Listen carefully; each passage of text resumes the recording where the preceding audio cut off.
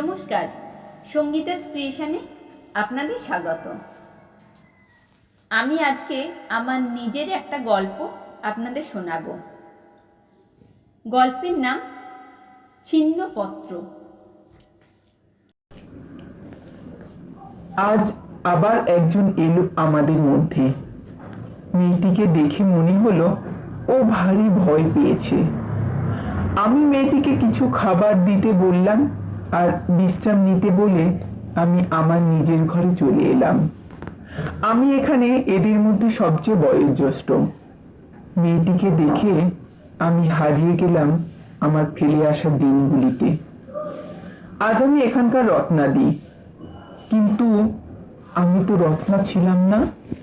সেদিনের সেই রতন কিভাবে পাল্টে গিয়ে আজকে রত্নায় পরিণত হয়েছে সেটাই আমার চোখের সামনে ভেসে উঠেছিল। 3 মেয়ের পরে এক ছেলে, খুশিতে যেন সারা বাড়ি মেতে উঠল। মায়ের কোল আলো করে আমি পৃথিবীতে এলাম। বাবা খুশিতে ভরে উঠে নাকি বলেছিলেন আমার অমূল্য রতন ঘরে এসেছে, তাই আমার নাম রাখলে রতন।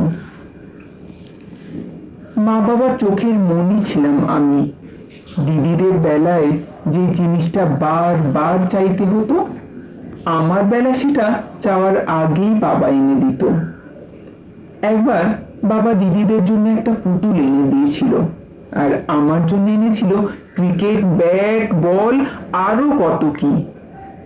সেগুলো আমার পছন্দ না হয় আমার জন্য আবার এলো ব্যাডমিন্টন, কিন্তু আমার তাতেও পছন্দ হলো না। আমার ভালো লাগলো দিদিদের জন্য আনা ওই পুতুল।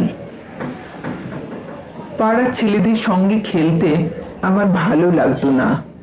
গামছা মাথায় জড়িয়ে, লম্বা চুল বানিয়ে, ওড়না উড়িয়ে পুতুল নিয়ে খেলতে আমার ভালো লাগতো।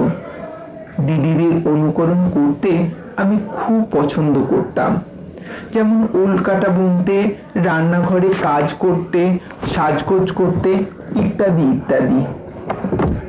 বাবা এসব দেখলে মাঝে মাঝে খুব রাগ করতেন, কিন্তু চোখের মনি হওয়ার দরুন আমার সাতক্ষণ মাফ হয়ে যেত। বাবা বলতেন এখানে রেখে আমার রতনকে মানুষ করা যাবে না, একে ভালো বোর্ডিং স্কুলে রেখে উচ্চশিক্ষায় শিক্ষিত করতে হবে। শুধু একটা ব্যাপার আমার একটু খটোমটো লাগতো। মা মাঝে মাঝে আমায় জড়িয়ে ধরে খুব কাঁদতো আর বলতো তুই আমায় ছেড়ে চলে যাবি না তো? আমি কিছুই বুঝতে পারতাম না।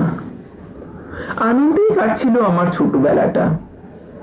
আমি প্রাথমিক শিক্ষা শেষ করে একটা নামকরা হাই সেকেন্ডারি স্কুলে ভর্তি হলাম।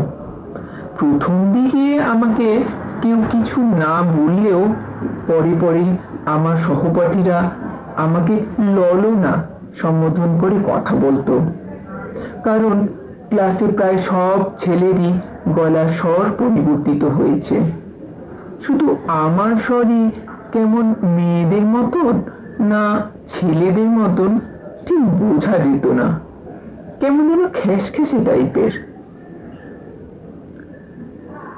তারপর একদিন হঠাৎই ঘটে গেল সেই ঘটনাটা, যে ঘটনায় আমার সুন্দর জীবন অরণ্যে দাবদাহের দহন শুরু হয়েছিল। এই ঘটনা আমার জীবনের দহনের জন্য প্রয়োজনীয় বজ্রবিদ্যুতের স্ফুলিঙ্গের কাজ করেছিল। একদিন আমার সঙ্গে আমাদের ক্লাসের একটি ছেলের মতবিরোধ হয়। ক্রমে ওই মতবিরোধ কথা কাটাকাটি থেকে একসময় হাতাহাতির পর্যায়ে চলে যায়। ছেলেটি মারামারি করতে করতে একসময় হঠাৎই আমাকে ছেড়ে দিয়ে নিজের বন্ধুদের কাছে গিয়ে আমার সম্বন্ধে কিছু বলে, আর আমায় নিয়ে সকলে খুব হাসাহাসি করতে থাকে। ক্রমে এই ঘটনা স্কুলের প্রিন্সিপাল স্যারের কাছে চলে যায়। পরদিনই আমার গার্জেন কল হয়। আমার মা বাবা আমাদের স্কুলে গেলেন। স্কুলের স্যার ম্যাডামরা আমার মা বাবাকে কিছু কথা বলে আমার স্কুলের ছাড়পত্র ধরিয়ে আমাদের বাড়িতে পাঠিয়ে দিয়েছিলেন। মায়ের চোখের অশ্রুধারা যেন বন্যার মতো প্লাবিত হতে থাকে। আচ্ছা বলুন তো, এরপরে রতনের জীবনে এমন কী ঘটল যে আমি গল্পের নাম ছিন্নপত্র রাখলাম? কমেন্ট বক্সে কমেন্ট করে আমাকে জানাবেন।